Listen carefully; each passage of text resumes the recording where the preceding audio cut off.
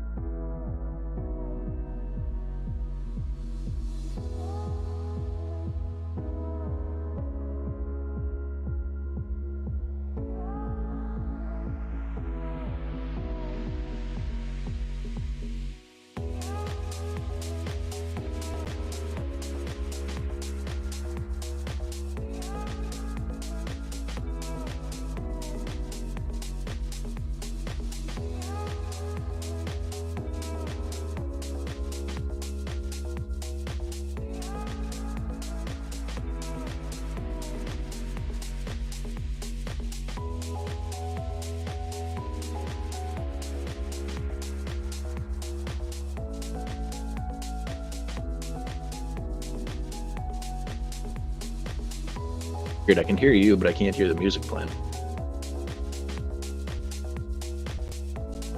Yeah, I can hear you talking now. Yeah. Can you hear the music? Nope. But I could hear it when I pulled up the YouTube video, so. Okay. I can hear you, but I can't hear the music. Yeah. That's weird. I mean, not that I need it, but I just noticed it because I was checking the YouTube live to make sure that we were having that weird laggy thing that Alex mentioned last week. So I just noticed it there.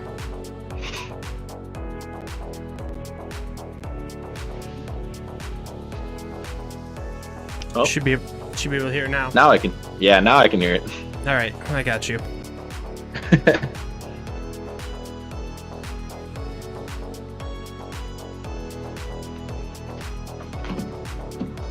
All right, pushing some links.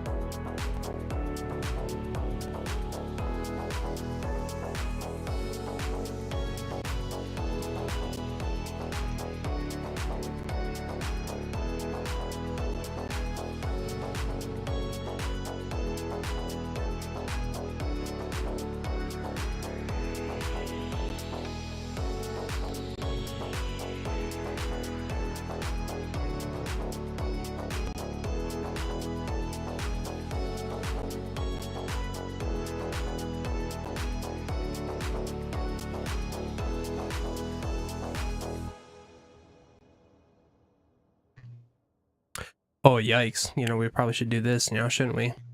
Good morning, Pod Squad. It's week 16 in the NFL, and you know what that means. Fantasy Championship Week. Walters and Jack will bring you all the details of the Victoria's Secret playoffs and preview this week's matchup. Also, don't forget about the Podcast Host Playoff Challenge, Purchaser Pass, and of course, all of the NFL Week 16 headlines. The Victoria's POD starts right now!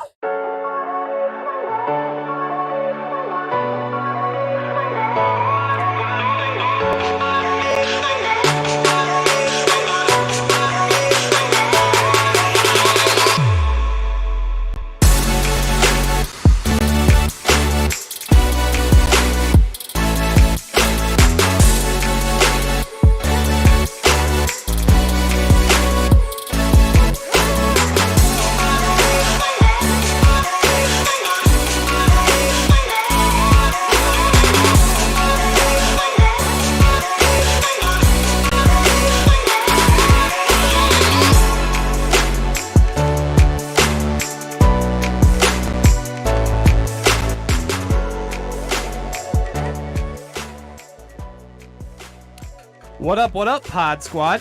It is your boy Walters here, and I am joined with my awesome co-host Jack. Jack, say hello to everybody out there in YouTube land. Yellow, red, orange, green. Hello, YouTube. What's going on? We are the Victorious POD. We are a fantasy football podcast that covers the NFL, fantasy football, and of course the Victoria's Secret Fantasy Football League. We appreciate you listening in and watching today. We would also like to thank the Levi Oki. He is responsible for all of our album artwork, everything that you see here in the YouTube stream and on all of our social media pages. I'd also like to thank the Garlic Johnson for all of your technical support and ideas and everything that we've been bouncing off. And I would also like to thank Alex Williams. He also has been bouncing ideas off of me as well. Jack, what's new, man? What's going on? Well, just a little something called Christmas yesterday, so it's been pretty hectic and crazy busy doing stuff the last few days here, but we're on the other side now, so 364 days to go. Right on. Christmas. Did it go well? Did it not go well? Could have it gotten better? Yeah, I mean, ours went well, all things considered. We didn't do a big get together on my mom's side like we usually do, just with obviously everything going on. That's usually kind of our largest gathering. So we had kind of spaced out stuff like Christmas Eve. We did a little tiny get together with my dad, my two sisters, and my niece. So it was a very small one and kind of nice. I mean, good to still be able to see some people and just, keeping our distance, but hanging out in the same household, seeing people is cool. And then yesterday we had a get together with Christine's family. Again, just like immediate family. So pretty small, probably about a quarter of what we usually have for people. But yeah, still getting to see family and doing what you can to make the holidays good, all things considered, for 2020. So, all right. I'm going to ask a hard-hitting question here. All the fans want to know out there, were there any blowout fights at Christmas this year? There were not. Damn it. Nothing more normal than just, Christine just smacking me around a little bit. No, I'm just kidding. But no, everybody got along good. Everything was all fine. I think everybody just had a little bit of relief of like, oh, thank God we can at least like do something to make it feel like Christmas. So everybody was in pretty good spirits for us at least. I don't know about you. Our Christmas went well. We spent all of yesterday over at Nicole's parents, and then we are going to be seeing my parents this coming Tuesday. Just didn't work out this weekend with work schedules and everything else. So this coming Tuesday, I will be hanging out with my family, and we'll be having my final Christmas of the year, and it'll be fantastic. Also, there was no big blowout fights, unfortunately. It's always classic to sit back and know that my family's not the most crazy one out there in the world. So. No table matches, no cage matches, nothing like that. Nothing like that. So it's always fun to see. I wouldn't say fun, but it can be entertaining to see parents stressing out over their kids acting like little dicks. So that is true. That is very true. All right, so we are going to be going on into our fan interaction zone. I see that we have 3 concurrent viewers right now, so thank you to anybody who is checking us out live. That means you have found us on YouTube, and if you are watching us on YouTube, why don't you just give us a little subscribe, and if you want, even click that little bell there so you are notified when we come live. We are at 52 subscribers right now, so you know what that means. And actually, I'm going to do that again. That's right. We are halfway to 100. Quick side note. The Alex Williams says first in the live chat. So hello, Alex. Thank you for tuning in. We appreciate it. I hope to see pictures of us on their wall again in the group chat. That would be fantastic. We're going to be moving on here. Like I was saying before, we are on our way to 100 subs. And if we get to 100 subs, we will get to have our own custom URL. Normally we stream on Thursdays, but with the holidays being the way they are, we are not going to be streaming on Thursdays anymore this year. We will have one more episode coming up next week. I believe right now we are penciled in for New Year's Day, but that is not confirmed yet. We will get back to you on that. And it's the way very slow, boring, like lazy show if that happens. All right, so we might broadcast earlier than that. Who knows? All right. Anyways, if you are not watching live, feel free to hit us up in if you go back and watch our video, please make sure you comment on our video. Jack, did we have any YouTube comments this past week on our episode? We did not even a first from Alex, so pretty disappointing. If anybody's listening to this and wants to go back and get their first before Alex does, feel free, but nothing exciting this time. Your dad didn't come in and start calling me by the wrong name again or anything like that? He didn't call you Jordan and tell you and say how he prefers me over you. No, he did not. Perfect. All right. I got to tell Jordan that. I don't think I even mentioned it to him. Got to see what he thinks. Right on. So if you're not into the whole YouTube thing, you can check us out on our podcast platforms. We are on iHeartRadio. We are on Spotify, Apple Podcasts, Google Podcasts. To note, those who love listening to us via podcast, I will be doing, I think the last 3 episodes, including this one, will be uploaded today. I've been lagging behind on it a little bit. I apologize, but I don't feel so bad because you can always come to YouTube and watch us on the YouTubes as well. We do have an email. You can email us at victoriouspod@gmail.com, and we're also on Twitter as well. You can find us at victoriouspod. Make sure you send us a message. One last thing that we wanted to iterate to you guys, and we can't stress enough, if you go to www.anchor.fm, you can leave us a voice message, and we absolutely love to hear your voice messages. Jack, do you have anything else that we need to mention in the fan interaction zone? I don't believe so. I think we're good, except for the most important part of the fizz. That's actually the next segment when we do our just kidding. Bikes. Then no. But you segued into it perfectly. It is our NFL Bits and Bites segment, Jack. So what is it are you snacking on today? So, I mean, it's 11 a.m. on a Saturday. So if it was a little bit later in our normal times, I probably would be drinking beer, which shout out one of Christine's brothers, Justin, got me a 4-pack of some super nice craft brewery beer. So I thought of you when I got it. I'm like, this is perfect. I can match. So next week I'll be drinking those. But for now, I'm just drinking my little water after a few drinks and stuff yesterday. I got a super nice like chrome shiny Minnesota Wild bottle though that I wanted to shout out. And then the best part of Christmas, in my opinion, little Christmas cookie action. So my personal favorite, I got the peanut butter blossoms, whatever you want to call them, and we made some covered Oreos. Oh, weird! Look at that. It's like you knew. Covered Oreos. We got some molasses cookies. Oh my God, got all the same things. So yeah, so that's what I'm gonna be eating because gotta feed this temple of a body sometimes. So. Correct. Okay, so I'm drinking coffee this morning. No Bailey's in it, unfortunately, but that's okay.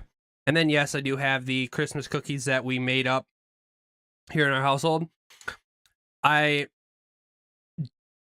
This is a hot take, and it's going to be a controversial take, but the chocolate kiss cookies are better without peanut butter. The peanut butter adding to the Hershey Kiss cookies is just the worst thing you can do to a Christmas cookie. So, give me your Hershey Kiss cookies as long as they don't have peanut butter in them. I'm going to put that in the group me as a poll, and we're going to see how that goes because I'm kind of curious, but I'm very biased because I am obsessed with peanut butter. So, okay. And if anybody else has any super, hardcore takes on Christmas cookies, feel free to throw it in the chat, or you can leave us a voice message as well. That's pretty dope. All right, so Jack. Side note, speaking of that coffee, though, I don't know, based on how the Vikings have been lately, if you want any Bailey's in there. I think we have enough Dan Bailey issue at the moment. Barf. Okay, yeah, I like it. It's great. When I was pouring my Bailey's yesterday, it went wide right.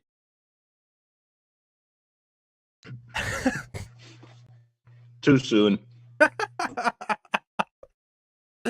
All right, so we're gonna move on to our NFL bid segment. Jack, what's going on in the NFL this week?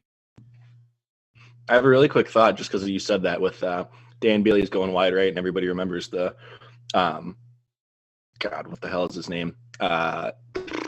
I'm dumb. I blocked him out of my memory because I had the best memories about it. But the kick in Seattle that went far left, whoever the hell our kicker was at the Blair time. Walsh? Yeah, thank you. I don't know why it was just blocked out. If we just combine Blair Walsh and Dan Bailey into one person, do you think the equilibrium would just cancel itself out and it would just be dead center all the time? I don't know. Well, Food for thought. Okay. What about Daniel Carlson? Do we just want to exercise all of our kicking demons?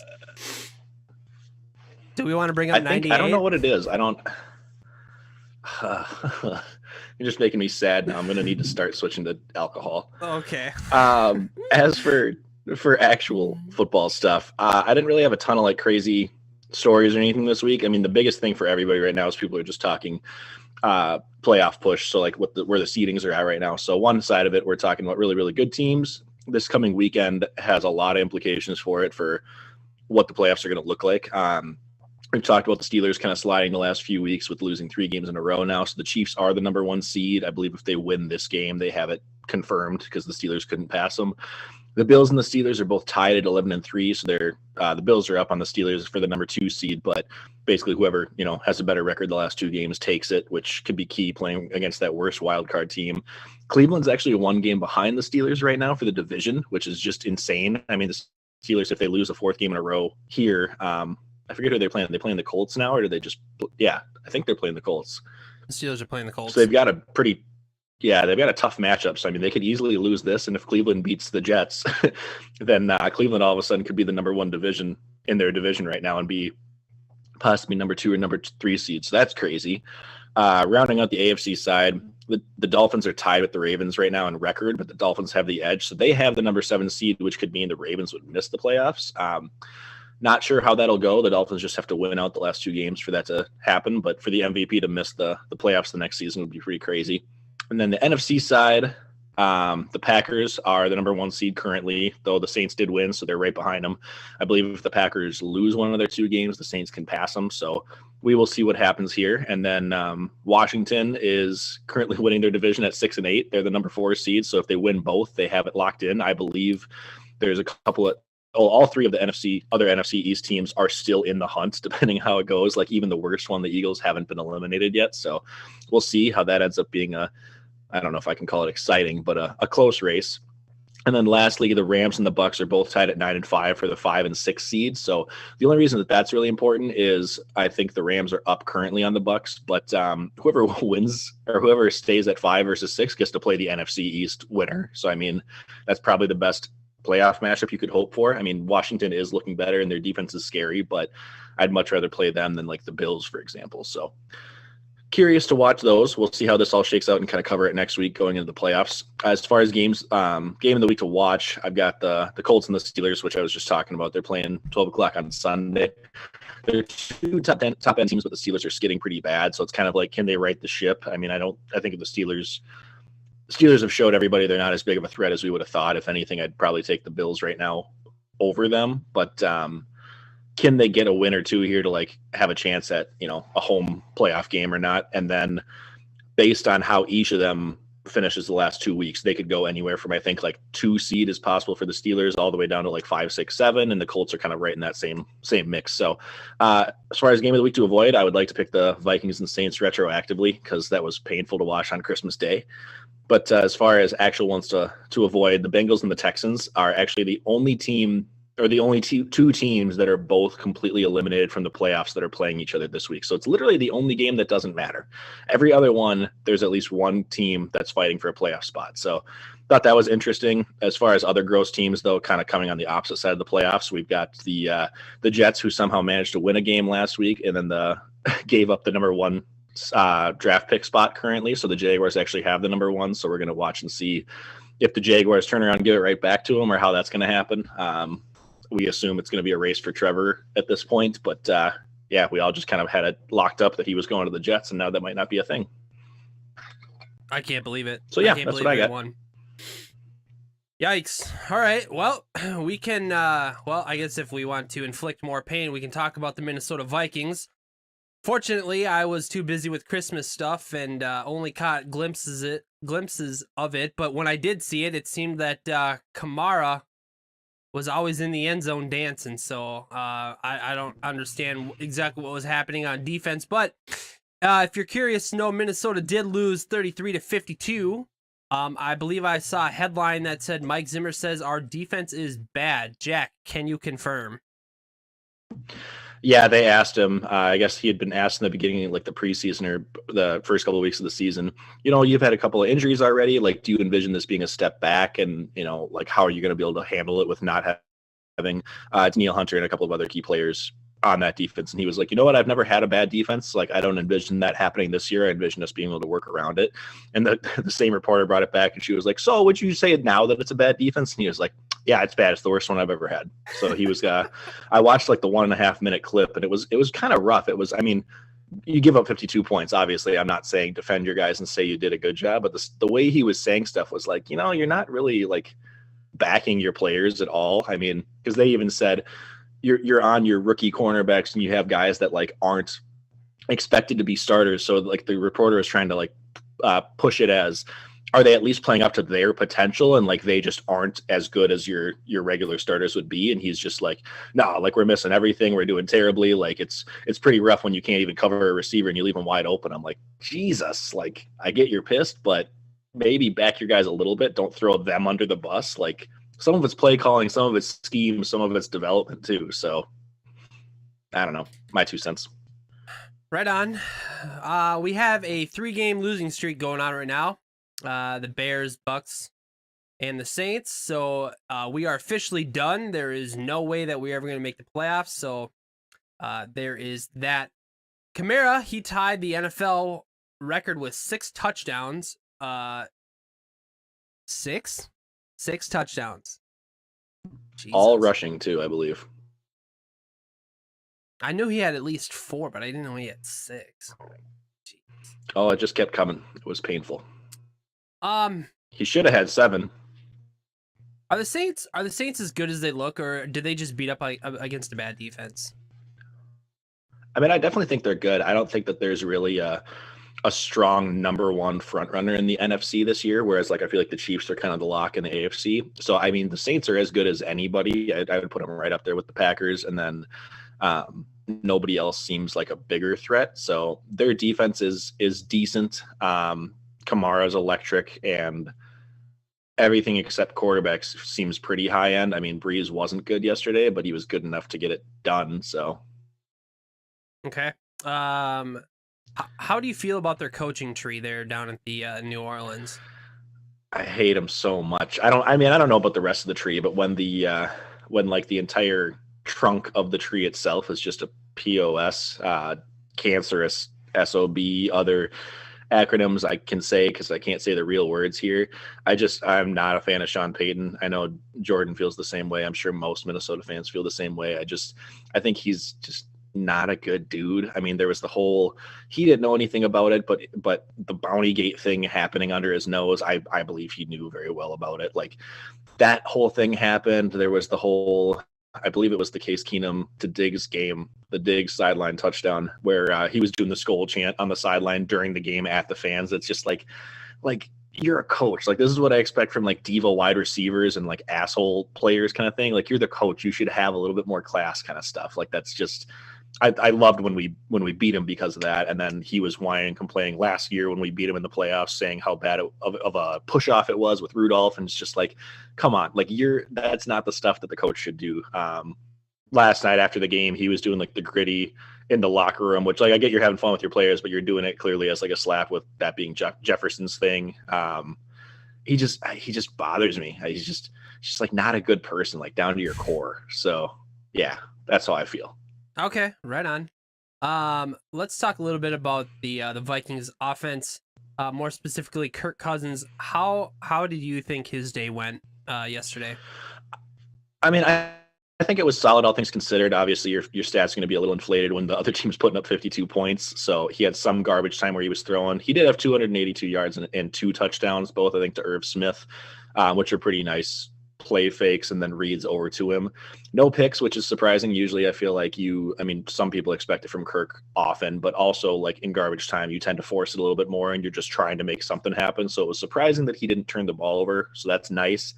But I feel like the Saints defense from watching the game. They were just in his face all day. Like there's some plays where, granted, Cameron Jordan's very, very good, but him and another lineman would just run over our guys and be right at Kirk, where he had to just like either run back 5 yards, roll out and throw it out of bounds, or just like we're not getting any time to set plays up. So there's been a lot of talk of people being like, oh, Kirk can't get it done. But like there's so clearly other issues on the team that he's not having a chance for. Like I'm not trying to make excuses for him, but like most quarterbacks, you can get the first round draft pick every year and put a great quarterback in there. But if your line is just terrible, or if your running game isn't good, which luckily ours is, but if you don't have other pieces, they're just going to blitz the quarterback every time, and doesn't matter who you are. So yeah, I would agree. I would say Kirk Cousins has not been the issue for the Minnesota Vikings this year. There has been 2 reasons for the Minnesota Vikings to actually have 6 wins under their belt, and one of them is Kirk Cousins and the other one's Dalvin Cook. Kirk Cousins has done everything he's possibly could. He's had a few clunker games, but that's expected out of a quarterback. Even your guy Tom Brady has had some pretty terrible weeks this week in the NFL. So to the Kirk haters out there, you don't even really hear the Kirk haters that much because our defense has been so bad this year. So right. But we'll see. If we come back next year and our defense like returns all the players and they look good, and then we're losing like 17 to 20 games where he's not performing, fine, 100% you there. But like our defense gave up 52 points. What do you want to do? Like we have so many other things we got to fix first. Do I wish we were paying as much money to the quarterback position as we are? No, like I agree with that, but there's so clearly other issues where some people have even said, I've seen on like Twitter and Facebook, like the Vikings just want to run the ball so much. Why don't we just like get rid of Kirk and his contract and then bring in like a cheaper option and stuff? It's like, you don't realize that, yes, Dalvin's amazing, but like how many lanes or chances that opens up with having a quarterback who excels more in the play action, or a quarterback who can at least like, who's at least in the top third of quarterbacks being able to hit the right reads. Like having just somebody who can kind of do that gives Dalvin the ability to run more. So it doesn't work if you take one of those pieces away. Right. And I believe for next year, we have to cut Kirk Cousins before the first day of the NFL season. Otherwise, he is automatically guaranteed all of his money that he is. Is it not? He's already guaranteed his money for next season, I think. But I think on the start of the league year, this coming year, if we do not cut him, he will be guaranteed all of his money in the 2022 season. Is that correct?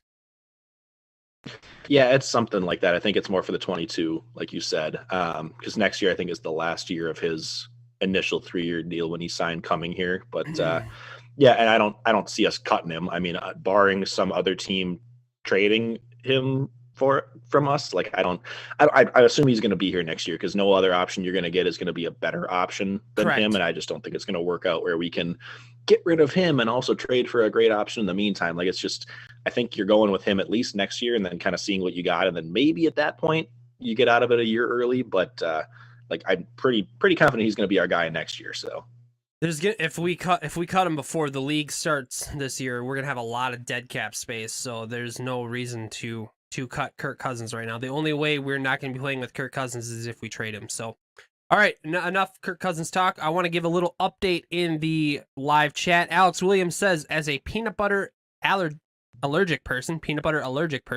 I sort of agree with Walters, but peanut butter is so good. I would agree that peanut butter is good. I just feel like it brings down the deliciousness of the Hershey Kiss cookies. But that's just my take. All right, let's move on. We got the Tampa Bay Buccaneers last week in week 15. They played Atlanta and they won 31-27, and I believe Atlanta was ahead most of this game. Jack, what did you see in the Tampa Bay game? Yeah, they were up 17-0 at half, Atlanta was, and then they were actually up 24-7 in the third quarter. So it gave me flashbacks of the 28-3 Super Bowl game for Atlanta versus the Patriots with Brady at the time. I would ask Tyler about it, but he was probably not in the right mindset to remember that game. He was trying to block it out as much as possible. It was pretty painful for him. So got to watch that first game down in Vegas, which was amazing. And then getting to watch this one, I mean, just at home, nothing exciting, but it was just typical Brady again. It's you feel for Falcons fans when that happens, but him bringing them down for, I believe, 5 scoring drives in the second half, all in the second half. One was a field goal, 2 of them were 1 yard rushing touchdowns, and 2 were passes by Brady. So really, those 2 1-yard rushing touchdowns that were kind of gimmies for Leonard Fournette easily could have been Brady's, either passing or rushing as well. So I think it's, even though he had, 390 yards and 2 touchdowns with no picks, the day could have even looked better for him because he could have easily had 3 or 4 touchdowns. So just there's been a bunch of memes going around where it showed the picture of him sitting on the bench, like with his legs out and his head down and his arms kind of on his legs. And it was a side by side of the same picture from the Super Bowl game, 28-3. And the caption was something like, if you see Brady hit this pose, you're already done. Like, that's just his, like, okay, engage. Here we go. I'm pissed off. So it was really, really fun. It was really fun to watch. They didn't have Ronald Jones, but Fournette was in there. He did okay. Brady spread the ball around really well. All 3 of his top guys, Godwin, Evans, and Antonio Brown, had either a touchdown or 100 yards. So, I mean, there's no one guy. Like, you can take away any one guy that you want, and he has those other 2, plus Gronk, plus Fournette. Like, we've gone over this before, but he has so many options there that when it's clicking, it's very tough to stop them. On the other side, Matt Ryan had a good statistical day, 356 yards and 3 touchdowns, but he did virtually nothing in the second half. Like, they just couldn't sustain drives at that point. So better statistical than actual football at that point. With this one, the Buccaneers all but clinched their playoff spot. They're not going to win the division because the Saints clinched it yesterday, but they are 9-5. They're locked in for probably the 5th or the 6th seed with the wild card, like I talked about, how the 5th seed will be more important there. And I believe they will get the top wild card spot if they win the next 2 weeks. So we will see. But they've all but guaranteed their chance to be in the playoffs and have a shot to play for the Super Bowl in their home stadium, which would be the first team ever to do that. So that'll be exciting. Right on. What do we have going on this week with Tampa Bay's game? Yeah, they are playing Detroit this coming week, and Detroit's already eliminated. I think they're at like 5-9, so likely they probably want to lose, I would have to assume. Plus their defense is terrible. Galladay's still out as normal. Looking at Antonio Brown, who's been heating it up more and more. Last week was his best game ever. He had I believe 110 yards, if I remember right, something like that. He was getting used a lot. If he gets going at the right time coming into the playoffs too, that could be scary because, I mean, he was a number 1 receiver year after year for a reason. And then Brady, I think, is at 3,800 yards and change, so he should pass 4,000 yards here in this coming game with 1 game still to play. So, I mean, 4,500 is in play as well, depending on how he does. But passing 4,000 yards at age 43 is pretty incredible. Looking at like other records and other benchmarks to get to, Mike Evans needs 221 yards over his last 2 games to get 1,000 yards. And that would, I believe, be 6 years in a row. Like the first 6 that he's been in the league, he's had 1,000 yards every single year, which he's tied with Randy Moss currently, and that would break the record. So really, really hope that he gets it because I've been a Mike Evans fan since before Brady was there. Just a dude that's consistent every single year. So hoping he gets that, but we'll see if they feed the ball to him or not. Right on. And what can you break down for us for the Detroit offense? There's not a whole lot going on. Matt Stafford played last week. He had pretty bad rib injury a couple of weeks ago, but he did play and looked good. I don't know if anybody saw the highlight, but he had a really cool no-look pass to the back of the end zone to Marvin Jones for a touchdown, which was pretty sick. Galladay's out, like I mentioned. Hawkinson's, I think, a top 3 or 4 tight end in the league, so he'll be one to watch out for, but they've got really good linebackers at Tampa Bay. And then DeAndre Swift is looking more and more legit. So he should be a stud coming into the league next year as like the clear RB1 guy. So he's shifty, but Tampa Bay is pretty good up front. So I think if anything, Detroit's going to have to score on them through the air. So and Stafford is we'll out see, this but week? I don't envision this being tough. Stafford is not out. He just played last week with rib injuries, so he'll be playing, but I think he's questionable right now, though he played last week, and he's just going to be a little bit hobbled or banged up. Okay. Did you tell me earlier that Mike Glennon was starting does Mike Glennon play for either of these two teams? No, he's playing for Jacksonville, I believe. All right, I got screwed up because I thought Glennon used to be he's been on so many teams. So. Oh my god. Okay. All right. That's why I was like, I thought you said Glennon was playing. So I was confused because like I started freaking out in my head like I should change my lineup. Anyway, let's go. That's going to do it for our NFL segment. We are going to get into our pick'em real quick. Last week, Jack, he got his wrong. We'll talk about that here in a minute. I last week got mine right, and going down the list, Dave, Garlic, and Josh got theirs right, and then Alex got his wrong. Dave picked Cleveland. I don't know who Cleveland played, but they played who'd they play? Baker had a monster game last week. Was it? No, it wasn't the Jets. It doesn't matter. Anyway, so Garlic, he picked Tennessee. Tennessee won. Giants. Josh picked Baltimore. Baltimore won. Alex, he picked LAR last week. The Rams, they did not win. I picked Miami. They won. Jack, who did you pick last week? Last week I picked Pittsburgh over Cleveland, or over Cincinnati. I'm sorry, and Yeah. Cincinnati got the upset. So Yikes. yeah, couldn't All right, have so seen that one coming. Who is your pick this week? This week I already kind of covered it a little bit, but I'm locking in Tampa Bay over Detroit. One of our Roger. last couple of weeks ago, and I haven't picked my boy Brady yet, so I'm gonna lock him in what should be an easier win to get to 10. I would agree. Jack, you are at 11-3. Is that right? Is Yes, that sir. wrong? Okay. You are 11-3. 5-2 since our new players have arrived. I got myself another win, so I am now 6-8 and 4-3 since the new players have arrived. I am picking the Chicago Bears over Jacksonville this week. Another risky pick, but I like to live life on the line. Dave, he is picking. He has not submitted an entry yet, so we're not sure who he is picking yet. But Alex is also picking Tampa Bay over Detroit. Garlic is picking Kansas City over Atlanta. And Josh is picking Cleveland over the Jets. We are going to be moving on to our fantasy outlook segment here. So we are going to get started with our injury-prone players. And just to note, we are only going to be covering the players that are in the championship game. So between Josh and myself, spoiler, James Robinson with an ankle was questionable. He did not practice on, Thursday or was it Wednesday? I don't know. Zeke with a calf is going to be questionable this week. CMC with his thigh issue is doubtful. Cam Akers, he has a high ankle sprain. Is he on IR? Is he done? No, he's not on IR, but he's definitely out this week and possibly next week. I think they think he's back for the playoffs. Okay.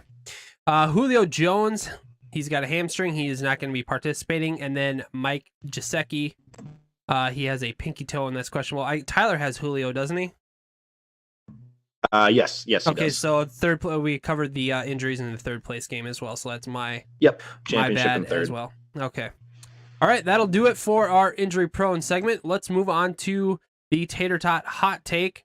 Last week, Jack, you said that Brady was going to be a top 7 quarterback, as in the number of rings that he has, with 23 plus points versus a terrible pass defense. He apparently did not score 21 plus in the last 4 weeks. You got that correct. He had 23.4 points last week, so congratulations to you. Just barely. Yeah. Running back Cam Akers and Jonathan Taylor will outscore Zeke Gurley and David Johnson this week. That is a lot of numbers that you have written down there, and let's just say that it came out as I'll sum it up.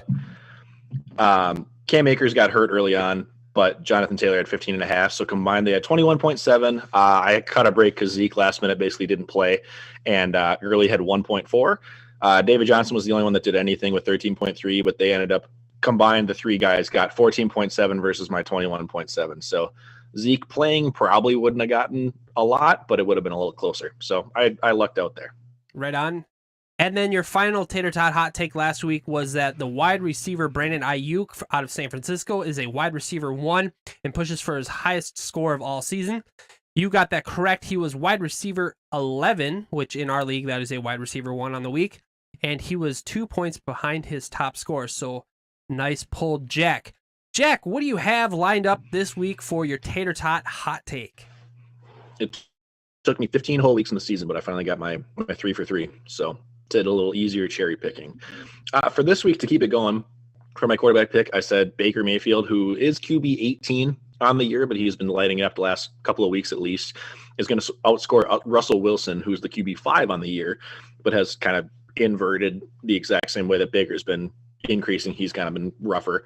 I think Baker's going to outscore Russell for their 4th week in a row. Baker's outscored in the last 3 weeks. So I think Baker keeps it rolling while Russell's, yeah.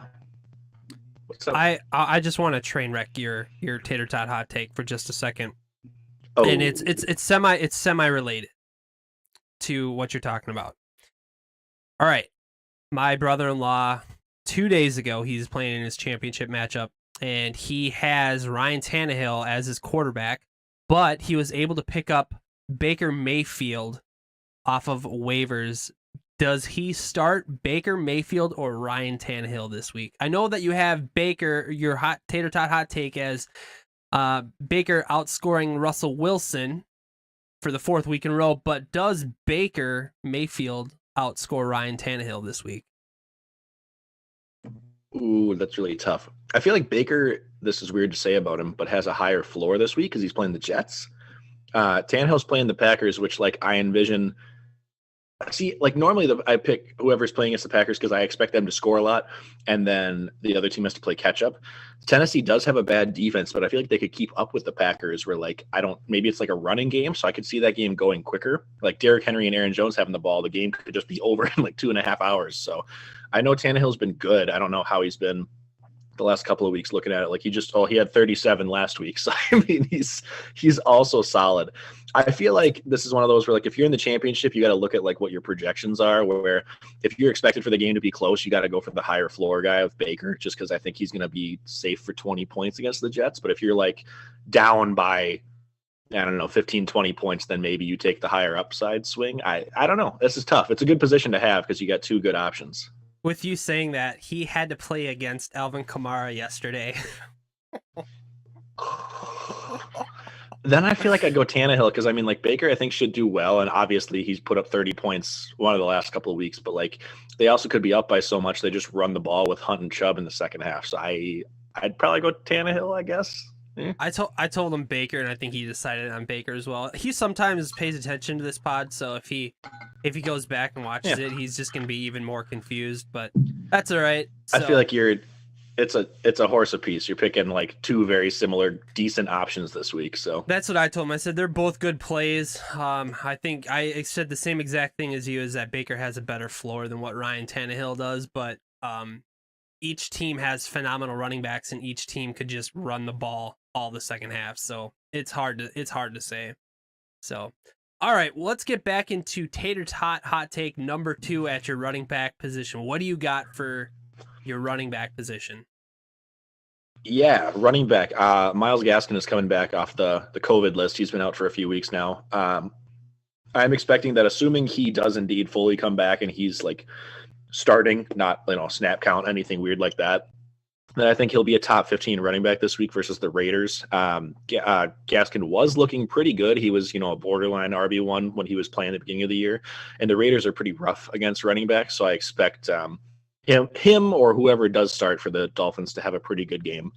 As far as number 3, wide receiver normally, but I kind of extended it to receiving option. So I'm actually going with a tight end this week. Logan Thomas, I'm expecting, is going to be a top 20 wide receiver in terms of like points scored where he would fall, and then a top 8 at least tight end this week. I think tight end's a pretty big crapshoot, so you never know if somebody gets a touchdown and he doesn't. But I believe with Antonio Gibson out, I don't know who the Washington football team is starting this week at quarterback, but a couple of their receiving options were banged up too. So I think it's just going to be by default that a lot of targets are going to go to him, and he's kind of been in a hot streak lately. So he's my kind of surprise pick.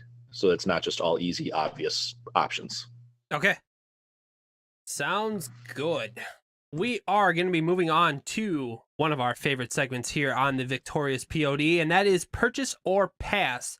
Last week, week 15, Purchase or Pass, Dalvin Cook has more rushing yards than Montgomery has total yards in his head-to-head matchup. Dalvin Cook did not. He had, let's see here. Dalvin Cook had, 132 rushing yards? Is that right? And Montgomery had 146? So I passed Correct. it. Montgomery wasn't even used as a receiver, but still beat him. Still had more. I passed on that. I was correct. Jack purchased that Cook would have more rushing yards, and he was wrong on that one. Also, second item, Jalen Hurts beats his debut last week with 21 points plus versus Arizona. He had 37 points last week, Jalen Hurts. I purchased that. Jack purchased that. We were both correct. And our last one, Tyler Lockett finally figures it out with double-digit points versus Washington. This just 1 week. I'm sorry, you have that written up weird. He's only had 1 week in the last 7 weeks where he's had double-digit points. Okay. So I was guessing this will be the week that he does it again. I flipped the colors by accident, so you were actually right here because you passed it and he did not make that mark. So, yeah. Right on. So you were wrong and you purchased it. I passed on it and I was correct, as you just stated. Week 16, Jack. This will be our last purchase or pass of the year. So what do you got for us? First one, purchase or pass. Le'Veon Bell is a top 20 running back option and his first official start with the Chiefs since Clyde Edwards-Helaire is out. I'm passing on that. Lev Bell is hot trash. I don't care which team you put him on. He was he with Miami? He was trash with Miami. He was trash with the Jets. And he's going to be trash with the Chiefs as well. He's washed up. He's trying to do the Frank Gore thing, and he's just not good. Well, Frank Gore still is somewhat better than him most weeks, so it's kind of crazy. That's what I'm saying. He's trying to be Frank Gore. Yeah, I'm going to go with purchase just because he's playing Atlanta, and I think their defense is bad, and I think the Chiefs will be up early. Atlanta has Julio out, I believe, so with the Chiefs being up, I could see him getting like a goal line touchdown or something. I don't think this happens unless he scores a touchdown, but I think this will be a week where he just has, 62 yards on like 20 touches and a touchdown where like 12 points will be enough. Something gross, but it'll be enough for him to get it. So, okay. Number two, purchase or pass that Trubisky puts up 20 or more points against Jacksonville. His last 4 weeks have been 18 points, 13, 25, and 13. So he's only done it once out of the 4 since becoming the starter again, but versus Jacksonville. So the 25, was that against us? No, I don't believe so. I forget who it was. Okay, I'm still purchasing it. I also will, just because I think Jacksonville's going to try to lose on purpose, and Trubisky could have, some running ability where Jacksonville can't stop anything. Okay. And number 3, rounding it out, the NFC East winner is actually going to get to 500. The only one that has an option is the Washington football team at 6-8. They would have to win both. I don't believe anybody else can do it. So will the winner of the division, assuming it's the Washington football team, because if you believe it's somebody else, then obviously it's not going to be true. But do you believe they'll be at 500? Initially, I purchased this one, but realizing that the Washington football team has to play the Bills this week, I need the Bills to do really well. More specifically, I need Josh Allen and Stephon Diggs to light it up. And if they don't light it up, that means they're probably not going to win the game. If they don't win the game, that means I'm not going to win my championship, most likely. So I'm going to say pass because I don't want them to get to 500 because they need to win. That means Washington would need to win out, right, to get to 500 because they're 6-8 currently. Correct, but if it helps, Washington's playing Carolina this week, and the Bills are playing the Patriots. I don't know if, and then next week Washington's playing the Eagles. So they got Carolina and the Eagles. Okay, so I'm just going to go back into the notes here. I don't know why. I don't know where in the heck I saw that the Washington football team was playing the Bills. I'm going to purchase it again. Okay. Yeah, they're not a locked in winner, so it obviously is a big factor of who they play. But yeah, I think they can beat the Panthers and the Eagles. So I'm with you. Okay, right on. Cool. Well, I just looked like an idiot all over the internet, but that's not a first for me. All right. And that's all I got for the last purchase or pass. So we'll recap that next week. Cool. Right on. Let's move on to our water bet board here. Jack, what do you have for our new water bet board this week? I see you only have one item, which is great. We don't need to have a million of them every week. Especially with it being close, like next week will be like where we recap everything. So I didn't want to do a whole lot. We have plenty of other ones to recap for the entire season. But this week I just had tossing out if you think Mike Evans will get to 1,000 yards with him needing that 221 still. Yeah. Okay, you'll go with yes. I'm going to go with no. I love him, but I just don't think it's going to happen because I think there's too many other options there. He'd basically have to get 100 yards each game unless he blows out one of them. So I'm going to be really bummed if it doesn't happen. So I hope I'm wrong, but I'm going to go with no. And then, like I mentioned, we've got a ton of other ones. I won't recap all of them now because we're literally like a week away from them all being done. So we'll just let everybody know kind of things shake out, and then we can add up the point total of who actually won the whole water bet stuff. Sounds good. That means we're going to roll in onto our podcast host. Okay, sounds great. Next, right now we are going to be moving into our podcast host playoff challenge. So I am going to switch on over to this and click that and bring that up. All right, so you can see on our stream here that this last week, Garlic did not participate since he was the first one out. Looking at it here, Alex scored 137 points. Jack, you scored 113 points. Josh scored 121, and I also scored 113 points. This week, both of us, we were having two eliminations. The two low scores were going to be eliminated, so that is you and I. So Alex and Josh will be going head-to-head this week in Week 16. Moving over to Week 16, we can take a look at the lineups for each of them. Alex is going to be playing Jalen Hurts, Dalvin Cook, Austin Eckler, DeAndre Hopkins, Justin Jefferson, TJ Hawkinson, Stephon Diggs, the Browns defense, and Younghoe Koo. Currently for Alex, Dalvin Cook and Justin Jefferson have played, so Alex is sitting at 23 points right now. Garlic, Jack, and myself, we are not participating this week, so we will have big fat zeros on our scoreboard. But for Josh, Josh is playing Deshaun Watson, Aaron Jones, Alvin Kamara, Devontae Adams, Robert Woods, Mark Andrews, Stephon Diggs, the Ravens defense, and Will Lutz. Will Lutz and Alvin Kamara both played yesterday, and Josh is sitting at a comfortable 63.2 points as of right now. So good luck to Alex and Josh this week. Whoever wins, we will get the Venmo situation figured out. If it's just going to be people paying me, then me paying you, or if everybody's just going to throw their $10 over to the winner, that will be fine with me as well. Jack, do you have anything that you would like to say about the playoff challenge? Do you want me to go back and you can go over what happened last week with you, or what? No, I'm not super worried. I mean, all of our teams are really good. It's just kind of fluky who did well, who did bad. I still like my lineup a lot, but when Devontae Adams and Metcalf get like 4 points apiece, it's kind of meh. So as far as this week, congrats, Josh, on probably already winning it with having Kamara on your team yesterday. So that sucks, but yeah, it was a fun thing. It'll be a cool thing to do next year. Maybe we can get some other people involved for like a mega champion playoff team, since a lot of our league members play in other leagues too.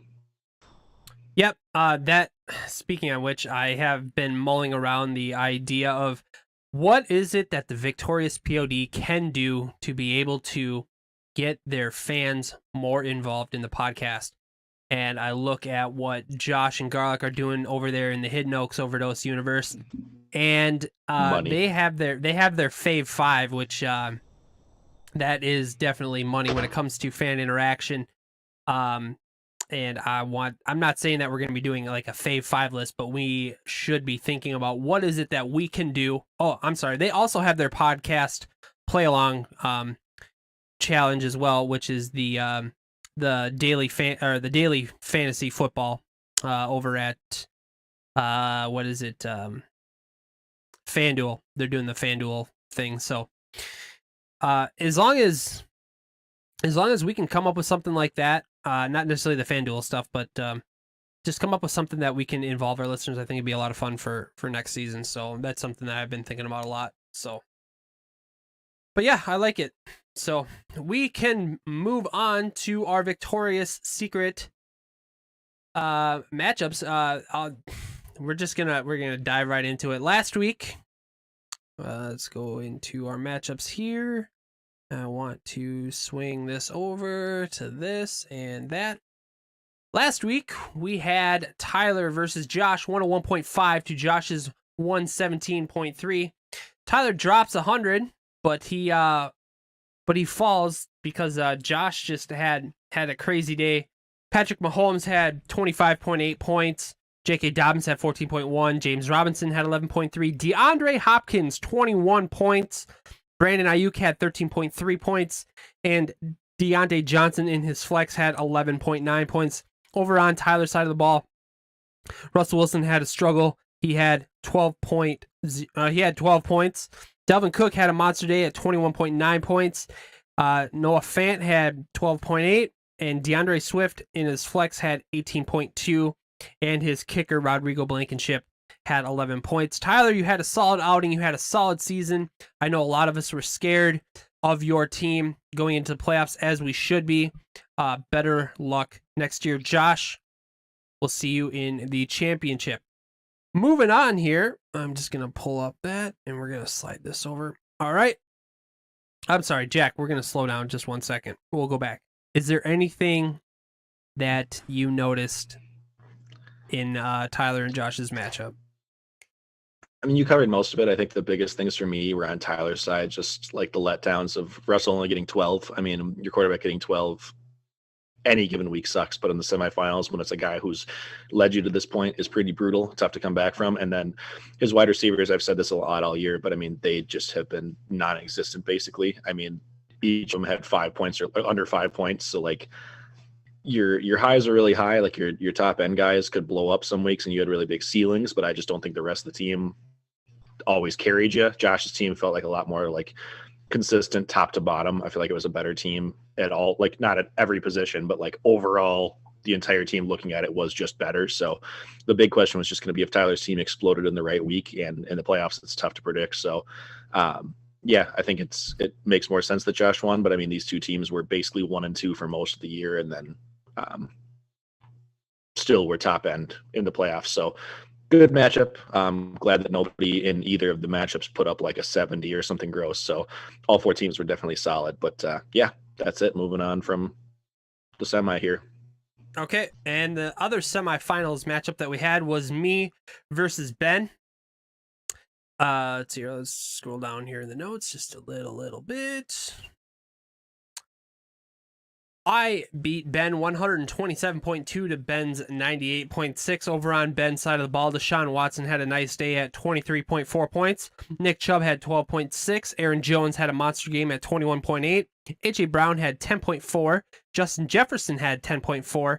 And his kicker, Greg Zuerlein, had 13 points. Over on my side, Josh Allen had one hell of a day on Saturday last week. He had 37.7 points.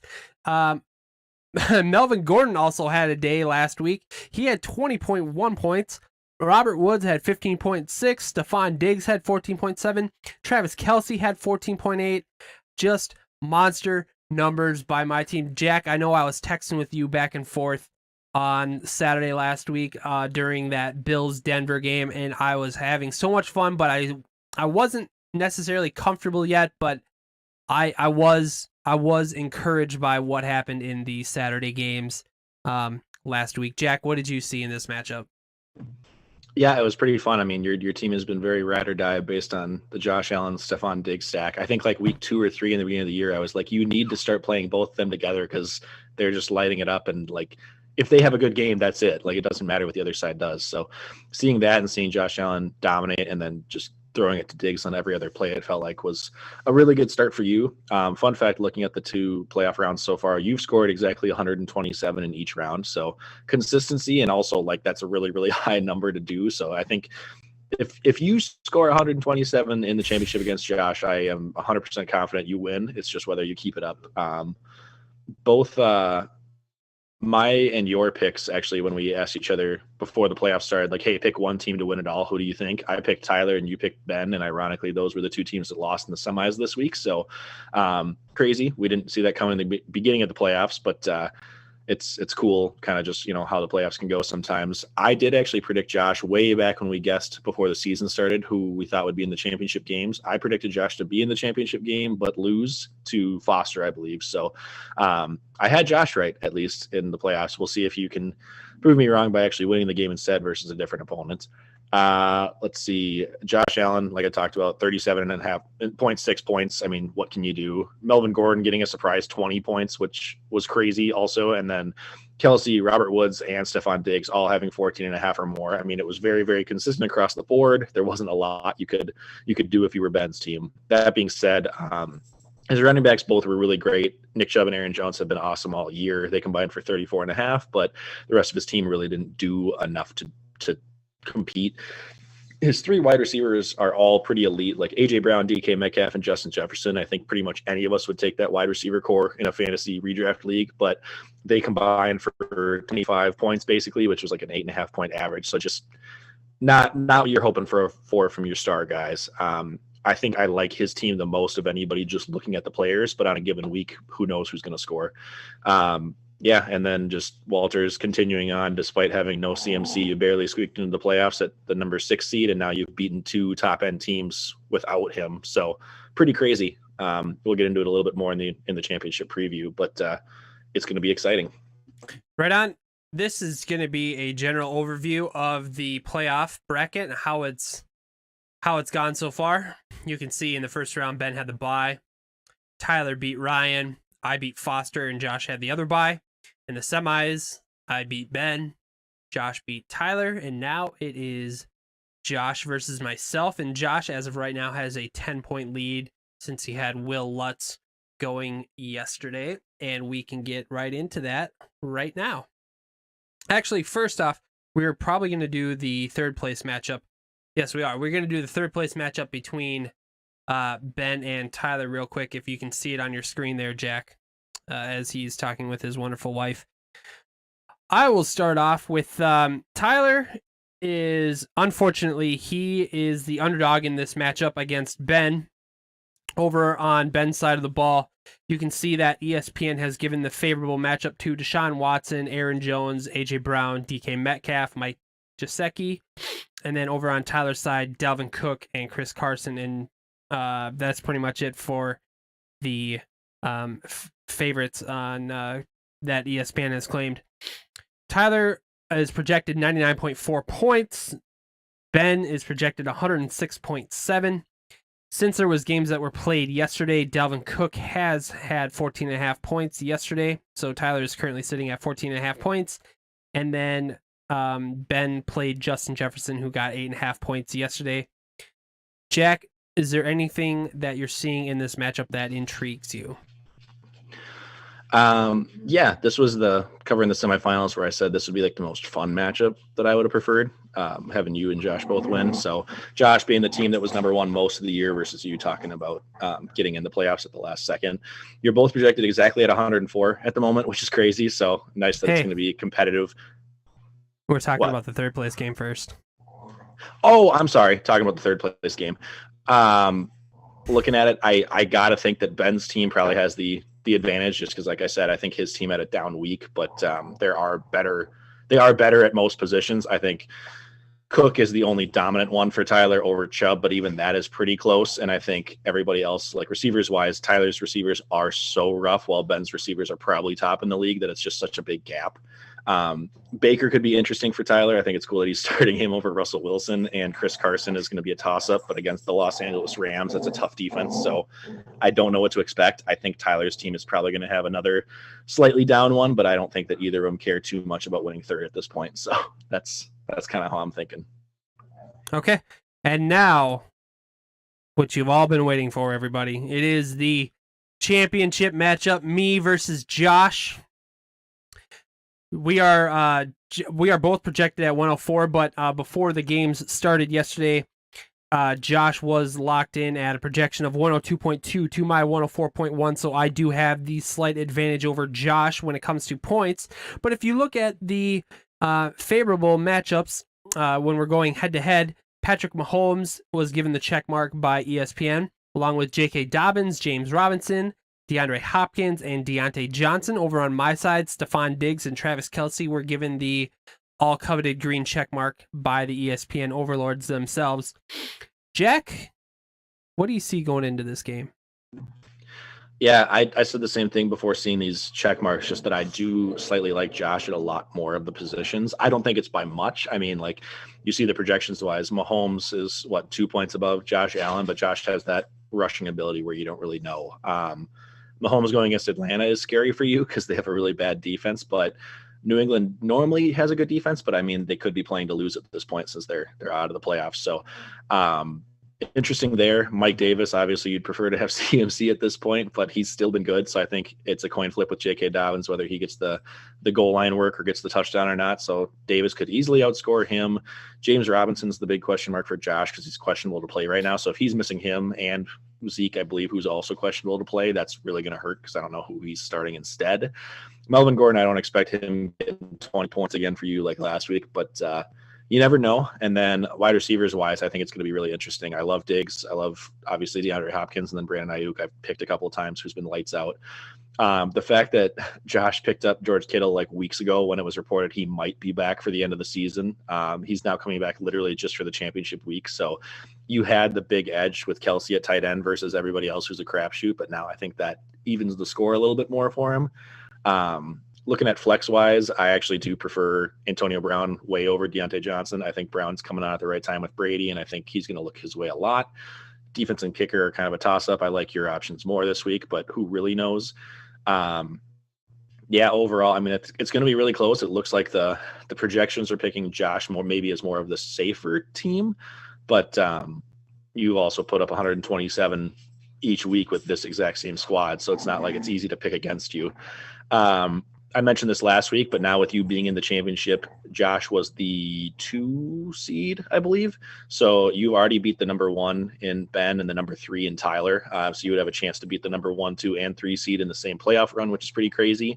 And then also looking at, especially if Josh keeps him on his bench, but with Zeke being questionable to play right now, you missing CMC and him missing Zeke, I got to imagine this is the only time it's ever happened, but this would be the first championship game where both teams don't have their first round pick. So that's pretty absurd, but credit to you guys for making it this far without your number 1 and number 3 overall pick options. So I think next year I'm just going to forfeit my first round pick because I'm never going to use them anyway. You give me your first round pick and I'll give you my quarterbacks and just stream them like I talked about doing. All right, that is going to do it for our matchups. I'm going to be transitioning back over to here so you can see us better. Perfect. All right. Moving on, we have guillotine notes. Last week, Alex was cut. It is now down to Money Buns Dave versus Josh.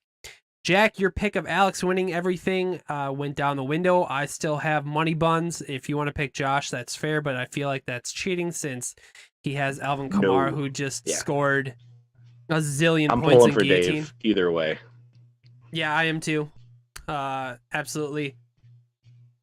Players that Alex had on his team that are now in the free agent pool, you can't pick them up, but so it doesn't matter. But still, you have Aaron Rodgers, Justin Herbert, CEH, James Robinson, Dalvin Cook, Damian Harris, AJ Brown, Kenny Golladay, Stephon Diggs, Tyreek Hill, Justin Jefferson, Hunter Henry, and George Kittle. Like we stated earlier, we are both pulling for Dave. Dave, good luck this week. Josh, kick some rocks. We're gonna move on to Dynasty. I'm just talking trash since I'm playing them this week in fantasy as well. Fair. Dynasty. Jack, what happened last week in your Dynasty? I lost. I probably didn't deserve to be there at that point anyways, because I was shocked I even won the first round, but I got beat pretty good in the second round. Felt like I was on borrowed time anyways, but top 4 isn't bad. I lost Carson Wentz, Joe Mixon, Ronald Jones, all in the last couple of weeks, basically right in time for the playoffs. So that was pretty brutal. Not enough to be able to come back from that.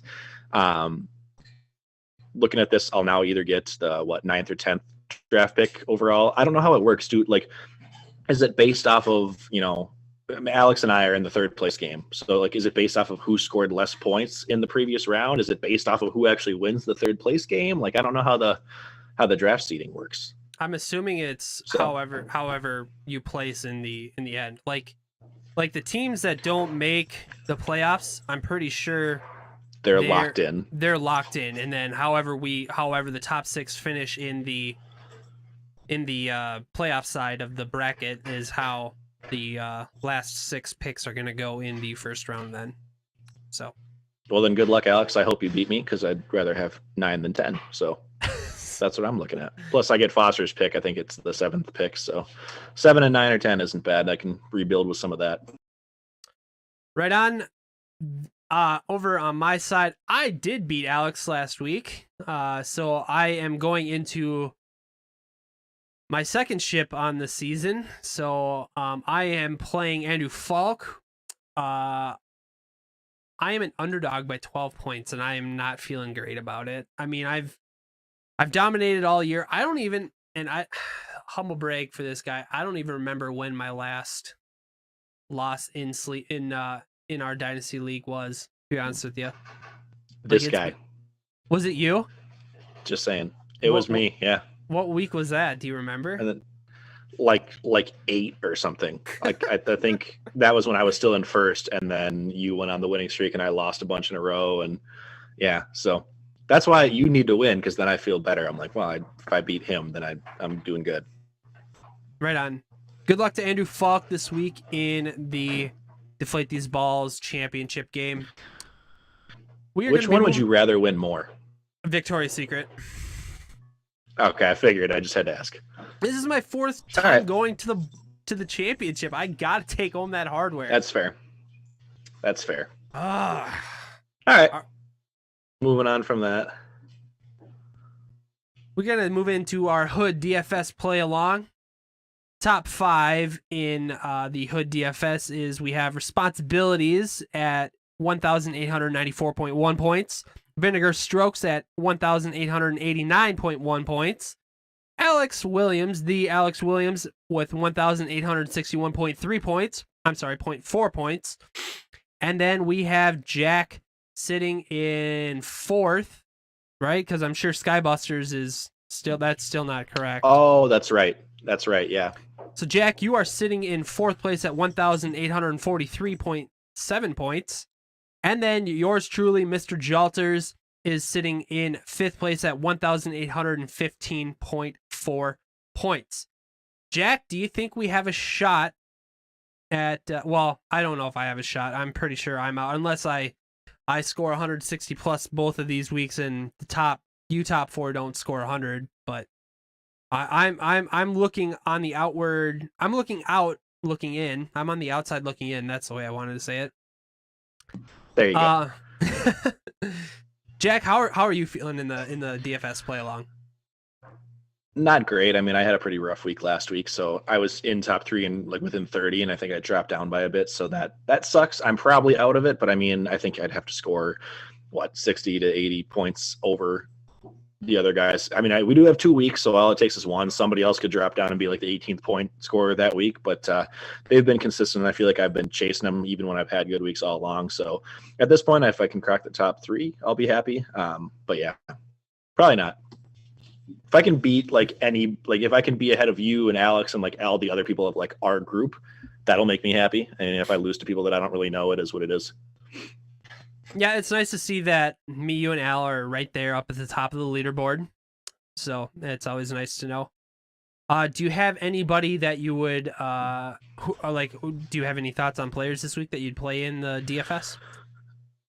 Yeah, looking at it yesterday, I was really surprised. Jalen Hurts was, I mean, not cheap, but as cheap as he was, because I think he blew up last week for 37 points and he did great the week before. So he's one that I'm looking at this week for quarterback, possibly, if I can make the money work. Just because I need the ceiling, and him running might be my best shot. I'm kind of going cheap wide receivers this week so I can free up some money for running backs. So looking at people like Cole Beasley, who's been getting a lot of targets lately, Russell Gage, especially with the news that Julio's out, he could be good. And then looking at like top favored running back options, there's like obviously Derrick Henry, but Nick Chubb, David Montgomery, and Miles Sanders at running back are all pretty good. So if you can get at least one of them in your lineup, I think that'd be solid. So those are my chances. I'm kind of swinging for the fences here. Right on. We have an update in the live chat. Alex Williams says that he is on the outside looking in as well. But I would say for Alex, you're only about 30 points behind these guys. So, I mean, you have a shot. If Responsibility and Vinegar Strokes, they struggle the last few weeks and you're able to score more than them, you could claim the top spot. So, Alex, I'd be feeling better about what you have than what I have for sure, since I'm way farther out. But yeah, there's that.